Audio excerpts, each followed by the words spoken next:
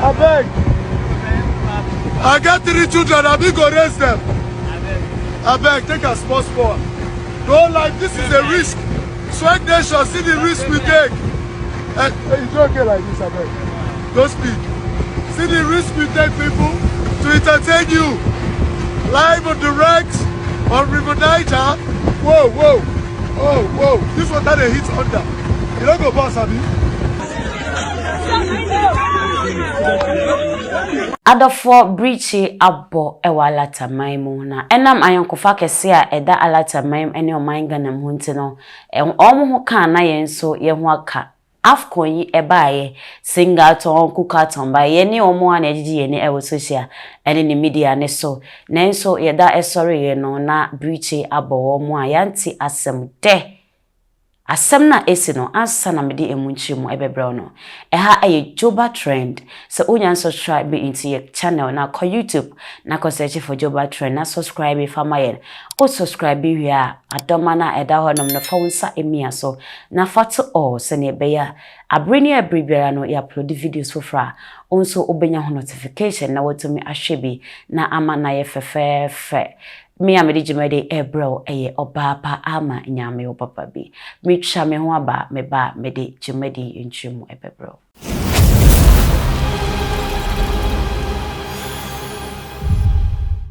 me sign so ema wakwa ba bi eha eye Joba Trend se ne dikan eka say breach kese ena abo oman Nigeria for alata for ayeda sorry yanti asem da yi na ye charge ajo ede ata woneti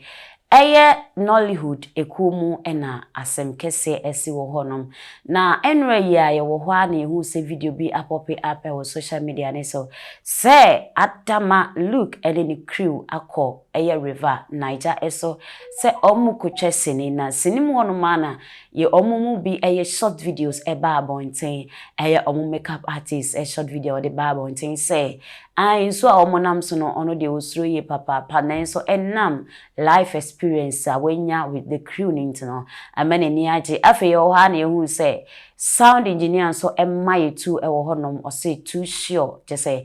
na omo enjoy ewo River Niger esu ye papa yes I so ewo ha na ehu say ye ni abema Pop Junior eno so edi ni short video ababon ti say enso wenam so enye ne yem efise owo ne mako mensa ase bibi kra etine onso ni sisi ya hwan ene beteki care of ne mano efise ono a ena ehwe ne mano na and this ma ena yehu se another video bi aba na manfo esu ebo ejajo hey boy enkomra na chese crew no kodo na wode enam ensuo ni so no kodo no ekwa krase ye no ema wonum bi eto ensuo nim na woto ensuo nim no wona antumi an survive ewo nsuo na se eye enan na wo mu baako ena yetumi eyi no efiri nsuo nim na eye ye nua bema Junior Pope na yeyi ni ba abonten no according to eyewitness na wo honom no ekire mu say wo ye nua bema Junior Pope efiri nsuo nim no na enkwa ewo nimu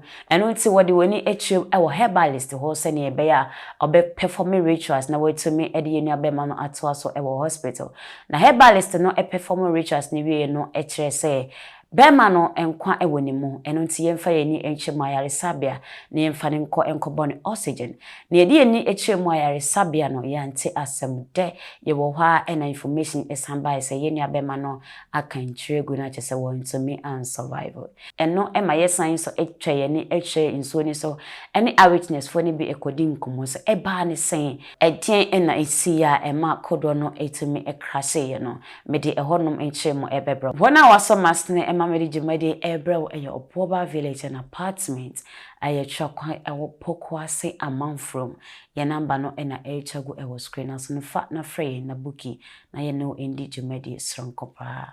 Na sene na mano gusu kase ye di eni echem ewo River Niger so any eyewitness for ni bi ekwachichim komo ni si nti a ema kodo no etime edane esano na according to one na wo ben ho no echire mu say kodo no ne na ye nua bema Junior Pope etimo no nipa na already kodo no na oye careless ye kiremu ana na nikra eni ne ho so chese menim se nkomo na omodi ne backdoor no ena na ni wo mu obi kra entumi enche na emra na wona wote kodo nim dede se hwem na kodo ni bi edi anim ba hwem kodo ni bi ebekrahye ye na ono na ni ba de ho so na kodo na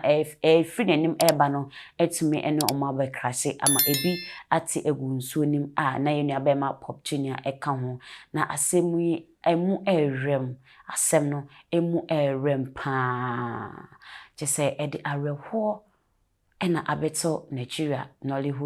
Nollywood ekuo no emu ama ebikura aka Ghana man aye nyina ena yicha ajajo na eno enam so ema Nollywood actor baako ebabonten okopie mu ewo hospital honom na no nsem a wode babonten ebi ene se Nollywood for eya debia enso ni eya debia Ghana mu hase beka che se eyebayi ena omoye no efri se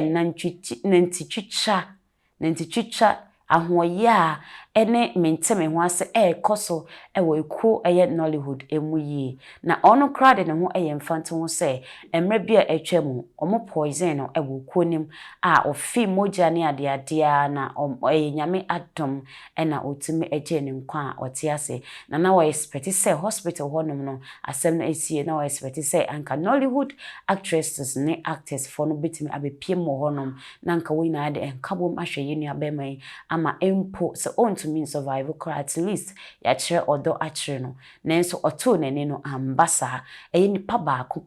actress Regina Daniels nkwa enetimi ebepie mu honom enti yenu abemai eya emane toto emane Nollywood foni yi papa